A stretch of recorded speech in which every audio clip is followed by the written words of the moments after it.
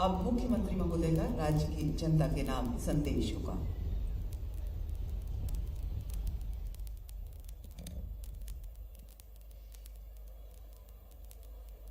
बोलिए भारत माता की, भारत माता की, भारत माता की। वंदे वंदे वंदे।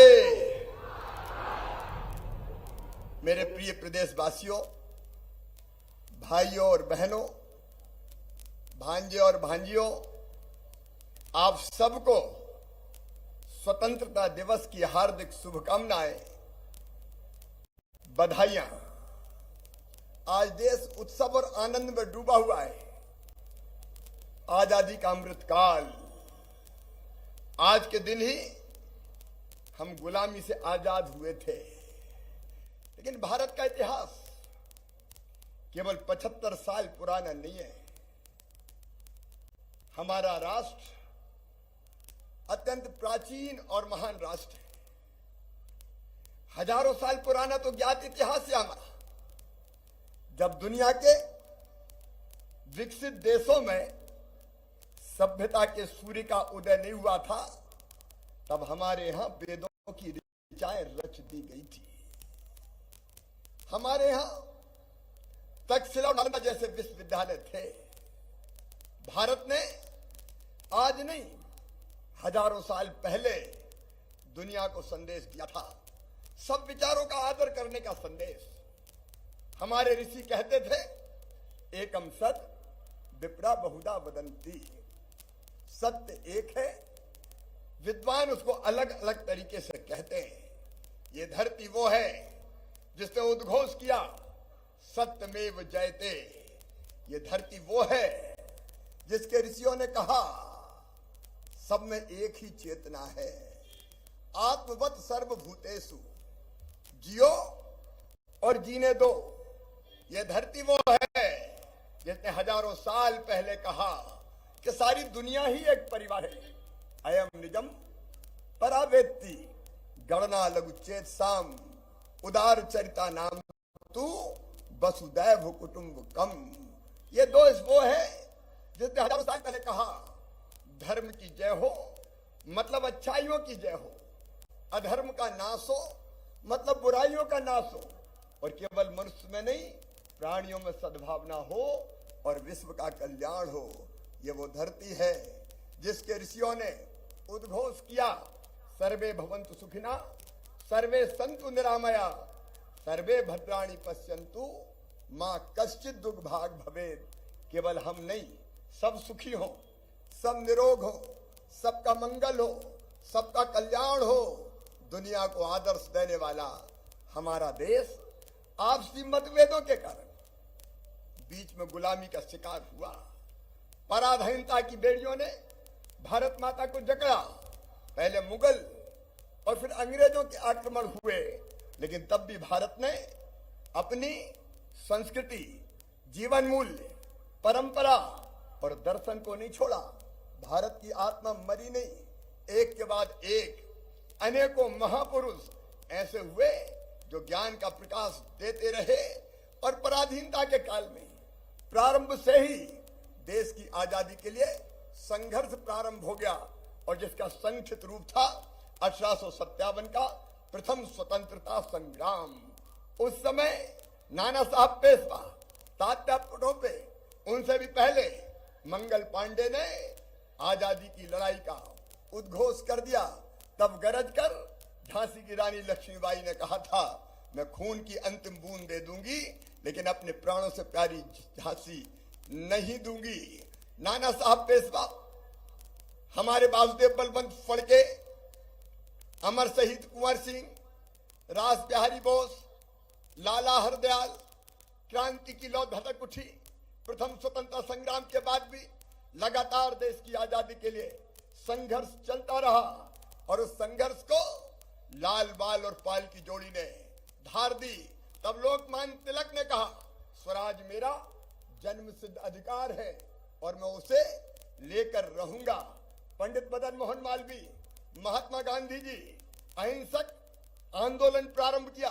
सत्य और अहिंसा के अस्त्र को साथ लेके आजादी की लड़ाई, अहिंसात्मक आंदोलन प्रारंभ हुआ और उसी समय हुए ऊधम सिंह, सुखदेव, राजगुरु, दुर्गा भाभी, अशफाकुल्ला खान, जिन्होंने कहा था कि इलाही वो दिन भी आएगा जब अपना राज देखेंगे, जब अपनी जमी होगी और अपना आसमां होगा। क्रांतिकारी आजादी के तराने गाते थे और कहते थे सरफरोशी की तमन्ना अब हमारे दिल में है, देखना है जोर कितना बाजुए कातिल में है, वक्त आने दे बता देंगे तुझे आसमां, हम अभी से क्या बताएं क्या हमारे दिल में है।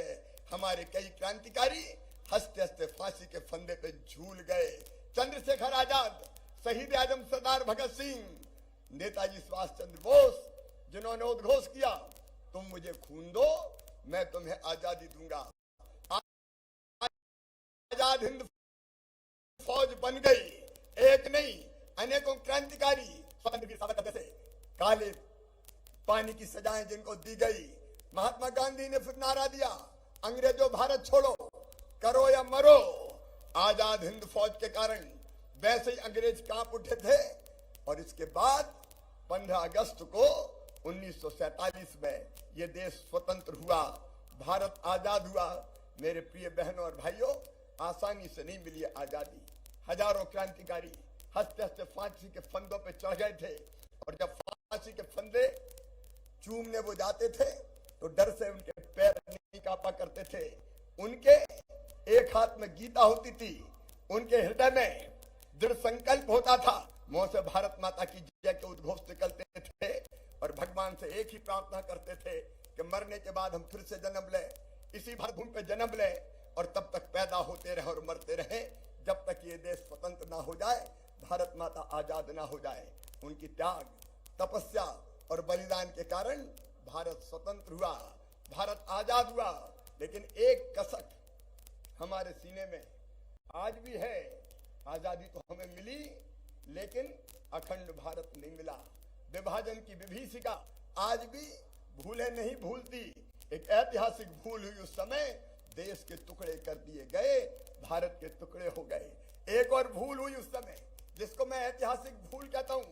कश्मीर की आजादी के लिए हमारी सेनाएं लड़ रही थी, अचानक युद्ध विराम हो गया और बाद में एक हिस्सा कश्मीर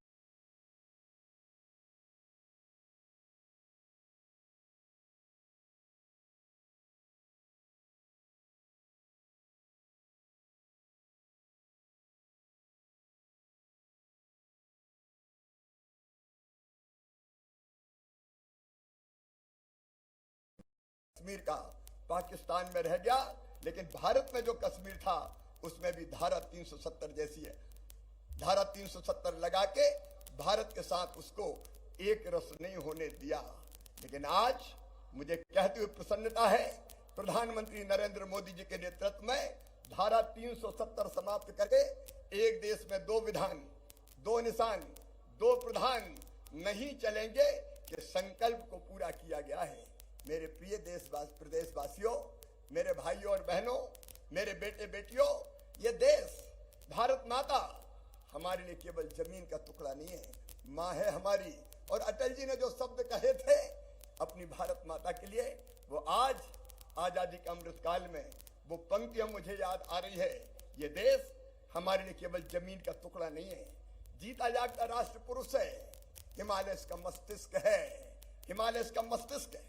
गौरी शंकर इसकी शिखा है, पंजाब और बंगाल इसके दो विशाल बाहु है। दिल्ली दिल है, विंध्याचल कटी है, नर्मदा करधनी है, पूर्वी घाट और पश्चिमी घाट इसकी दो विशाल जंघाएं हैं। कन्याकुमारी इसके पंजे हैं, सागर इसके चरण पखारता है, सूरज और चंद्रमा इसकी आरती उतारते हैं।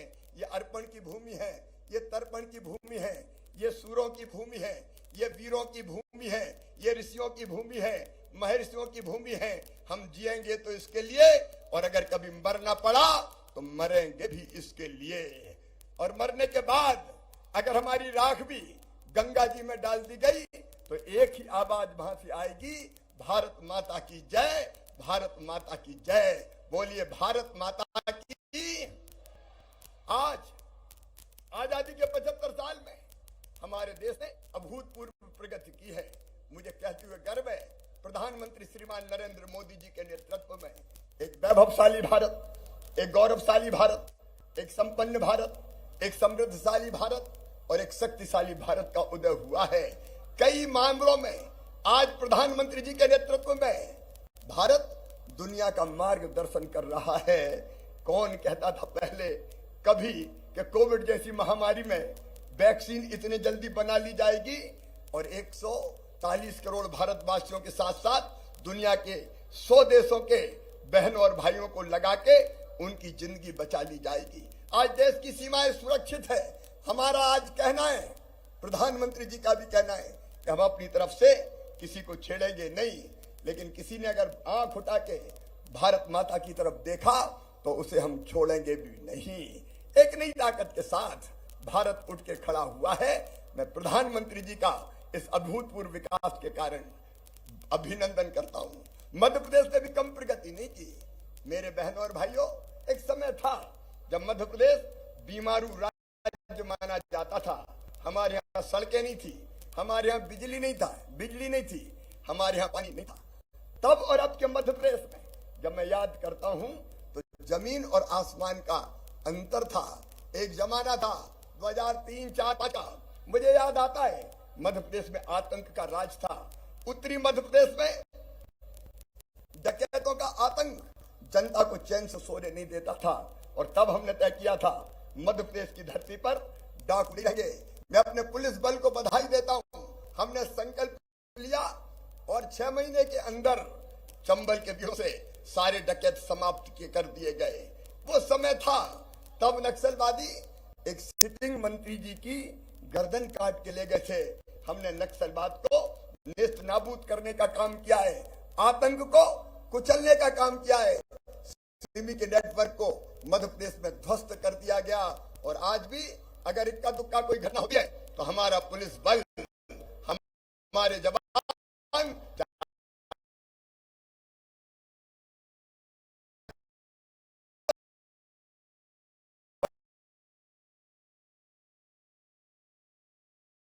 नहीं है।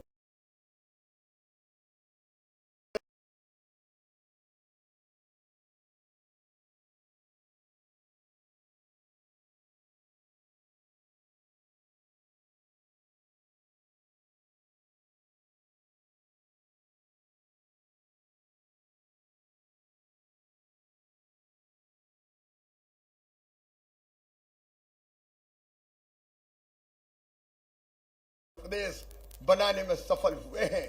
कभी मध्य प्रदेश में टूटी फूटी केवल 60,000 किलोमीटर सड़कें हुआ करती थी। मुझे कहते हुए गर्व है कि आज हमने ग्रामीण सड़कों को मिला लें तो 5 लाख किलोमीटर से ज्यादा शानदार सड़कें बनाने का चमत्कार मध्य प्रदेश की धरती पर किया है। बिजली पहले कभी कभार देखने मिलती थी, लेकिन मुझे होती थी 2900 मेगावाट, 5000 मेगावाट, लेकिन आज 29,000 मेगावाट बिजली का उत्पादन हमने कर लिया है।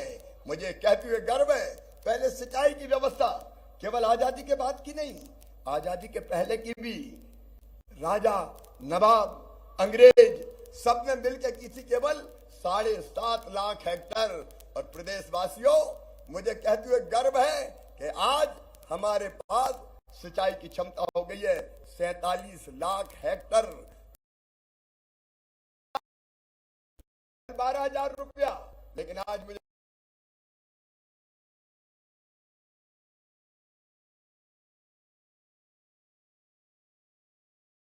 गर्व है कि मध्य प्रदेश की प्रति व्यक्ति आय 1,40,000 रुपया हो गई है। तब हमारी अर्थव्यवस्था